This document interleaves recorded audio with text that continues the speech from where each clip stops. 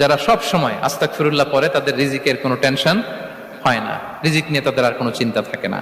আল্লাহ নবী নূহ আলাইহিস সালাম যিনি ওনার জাতিগোষ্ঠীকে বলেছিলেন ফাকুলতুস্তাগফিরু রাব্বাকুম ইন্নাহু কানা গাফফারা, তোমরা বেশি বেশি ইস্তিগফার পড়ো, তিনি ক্ষমাশীল।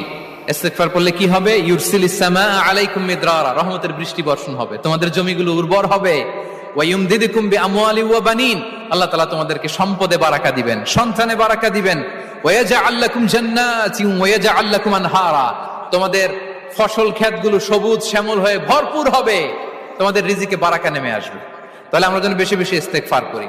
বিষ্ণু ঈসা ইসলাম বলেছেন, মান লাযামাল ইস্তিগফার